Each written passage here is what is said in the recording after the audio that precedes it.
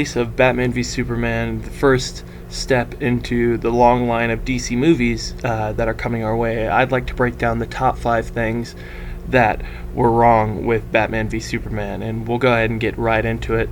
Number 5, I thought there was wasted talent, especially with Ben Affleck, who I thought was actually a very bright spot in this movie that I didn't like. By the way, there will be tons of spoilers, so if you haven't seen the movie, this is your warning right now.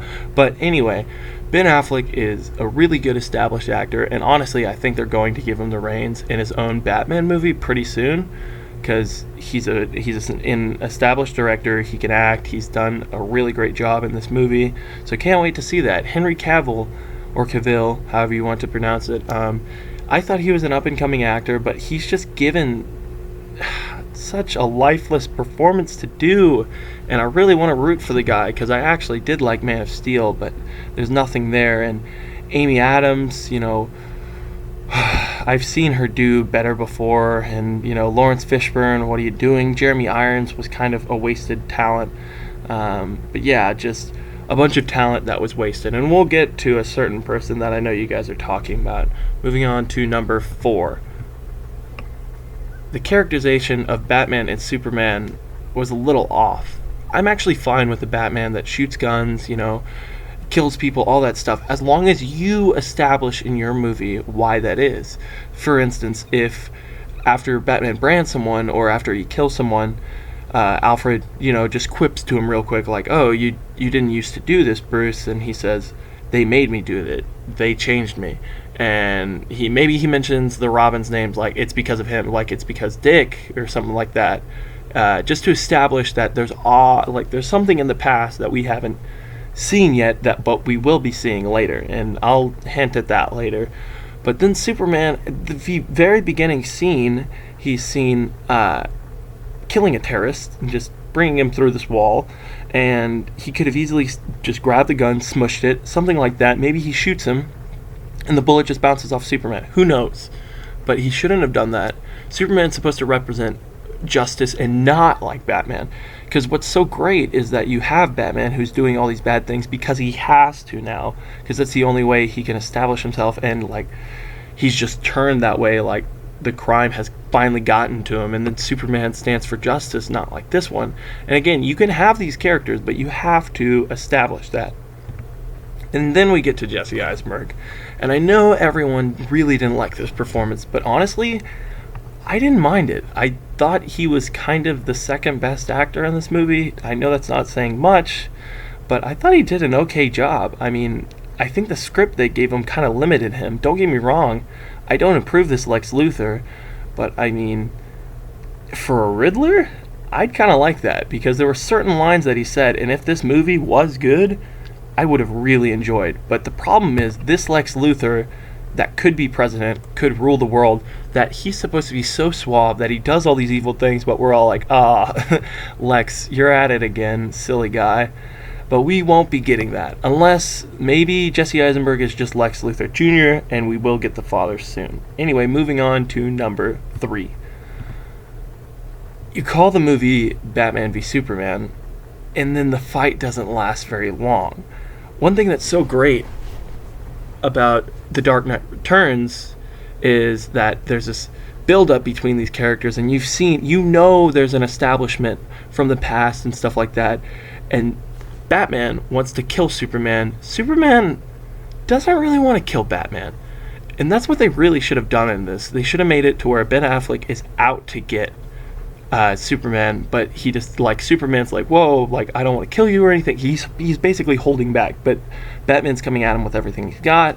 But instead we got this, and I'm really upset that they came together in this movie. You can't label Batman v Superman, get everyone excited, oh my god, who's gonna win, who's gonna die, all that stuff, and then it not happen. So it was a big letdown, and I'm sure the only reason they did it is to get everyone hyped, which is kind of really upsetting. Anyway, moving on to number 2. Number 2, a very, very jumbled plot, and I know this is something vague to say, but a lot of the stuff in the movie could have been chopped down. For instance, Zack Snyder does a very good job in this scene, and I was totally on board when Ben Affleck's in this rubble, he's looking at Superman, and then you see in his eyes like the fear, because he's just a human and these two gods are fighting in the air. That was a really, really nice scene. But then everything after that happens and it's not as good. But yeah, there's just a bunch of stuff that I think it's a fault of Zack Snyder, but I think it's mostly on the studio, because I think they told him, oh, you have to have this, oh, you have to have that, oh, you have to have this, just letting you know.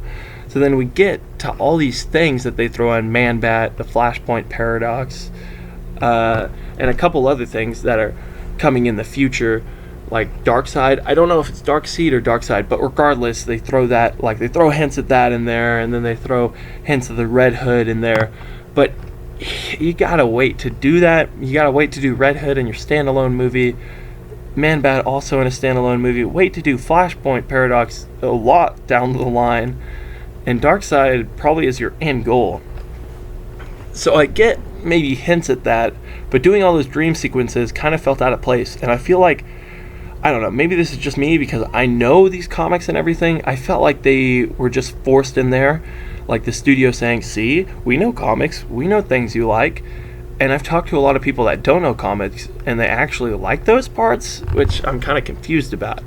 But anyway, just a jumbled plot. A lot of stuff didn't make sense, and it was very meshy. And a lot of it could be fixed if you take a lot of this stuff out, give more character motives, just stuff like that. So we'll move on to number one. For number one, I actually had the fact that this movie didn't have the payoff that I really wanted it to. And I'll talk about all these three, but we'll get to Batman Under the Red Hood first. What's so great about Batman Under the Red Hood is that Batman is upset. He has lost his pupil, he's petrified about this, like all this stuff.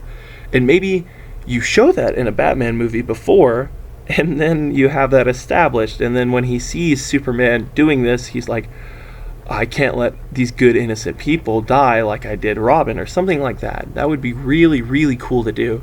And I understand that maybe they just pushed this so they could catch up to Marvel. That's understandable. But the fact that Batman uses guns and kills people, what is stopping him if they're going to do the Red Hood? Maybe they don't do the Red Hood. Maybe I'm wrong. But if they do, what is stopping Batman from just shooting the Joker in the face at the very end? If anybody's seen Red Hood, you know that happens at the end, and Batman says, no, I'm above that. I'm not like Joker. I'm not like them. And that's honestly one of my favorite comics, animated movies. It's so, so good. And then next we get to the death of Superman. And what's so great about the death of Superman, and I'm sure tons of people have said that, no one predicted that. And it was the first time a death in comics really meant something. And I know what you're thinking, well, like, Superman does die in this, so it kind of meant something. It felt really forced.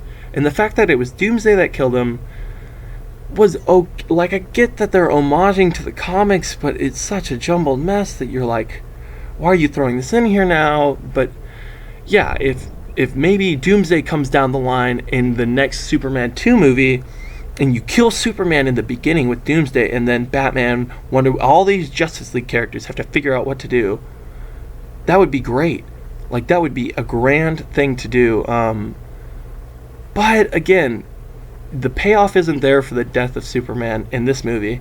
And on top of that, he comes back to life. So they didn't even have the balls to finish that payoff.